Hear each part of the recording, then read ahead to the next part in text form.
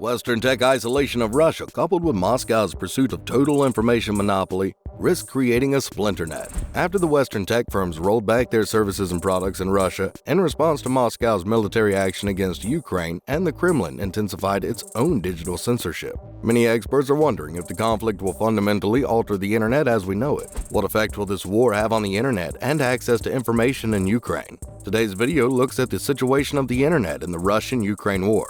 We also explore the options available to Ukraine and recent technological aids received by the country. Apple and Microsoft had banned the sale of their products to Russians. Leading U.S. internet data firm Cogent Communications severed ties with its Russian clients. Lumen, another major U.S. internet traffic provider, has done the same. TikTok has barred Russian users from posting. Meanwhile, Moscow censors have throttled Facebook and Twitter. Access to Instagram has been curbed across multiple Russian internet providers. President Vladimir Putin's government has blocked access to both Western media and independent news sites in the country, and passed a law that criminalizes disseminating information that contradicts the Kremlin's line. Taken together, it has brought Russia that much closer to being cut off from global connectivity, with potentially far-reaching consequences. Now, as these platforms and services disappear from Russia, it divides the world along a technological fault line. Some are afraid that such moves will only aid Putin in completely isolating Russians from the free flow of information, restricting them from tracking the incursion as it unfolds in Ukraine. With online access being curtailed by both Western tech firms and Russian censors, has a new iron curtain descended over the Russian internet. Cloudflare, which helps shield websites from denial of service attacks and malware, said in a company blog post that Russia needs more internet access, not less. Meanwhile, Russian users are sourcing ways to circumvent blocked sites through VPNs.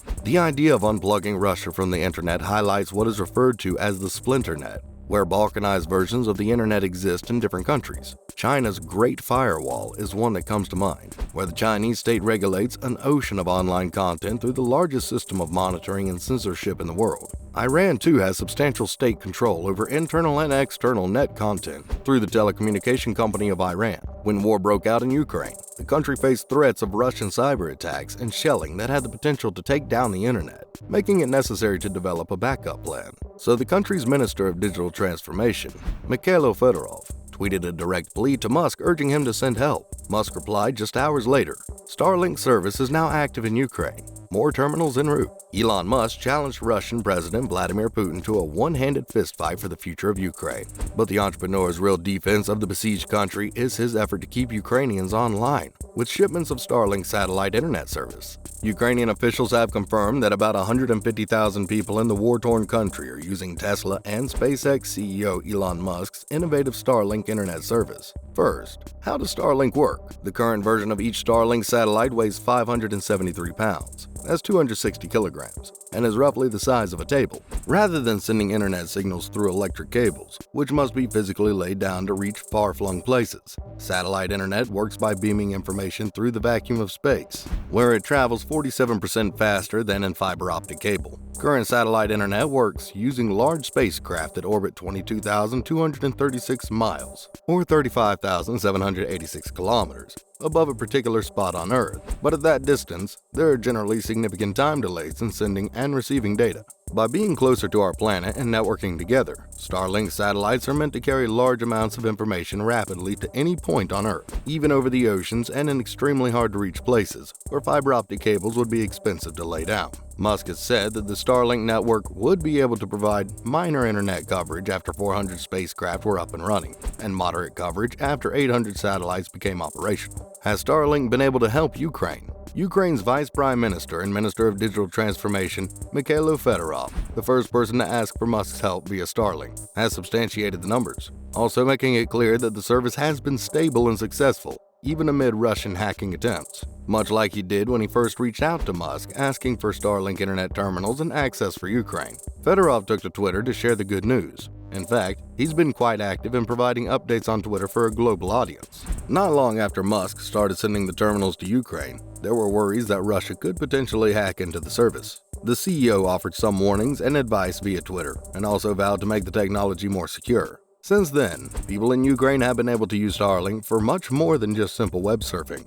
In fact, it has even proven helpful in military efforts. According to recent reports, there are currently more than 10,000 Starlink terminals in Ukraine. Not only did the help come directly from Tesla, SpaceX, and Elon Musk, but also from a host of others, along with the US government. According to Teslarati, the United States Agency for International Development, many people have collectively donated over $15 million in efforts to help get 5,000 terminals delivered. Musk himself donated 3,670 Starlink terminals for free.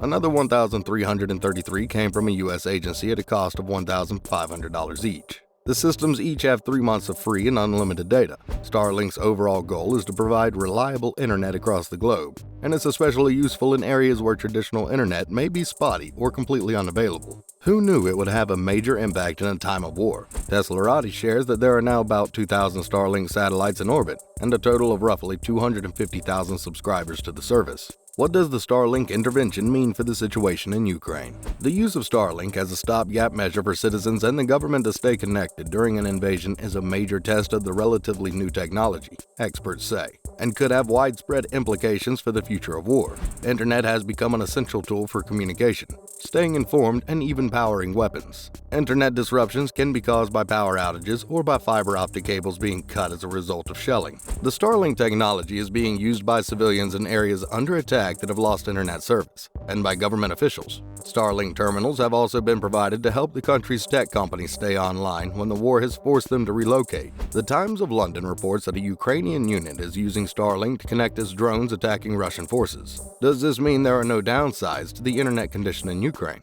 The situation in Ukraine was not always smooth, as Musk noted in March 2022 that the Starlink terminals have been jammed near Ukraine conflict areas. The company was already working on an upgrade when Musk announced this, and he pledged to further pivot to cyber defense to keep the Starlinks operational. Also, in February 2022, Musk and SpaceX sent at least 50 Starlink terminals to the island nation of Tonga in the Pacific Ocean. The goal was to give its residents free internet access, especially in remote villages. Tonga needed the terminals after suffering a massive volcano eruption and tsunami in January, according to Reuters. At the time, SpaceX said the terminals will allow for communication to flow in some of the regions with the worst effects due to the eruption.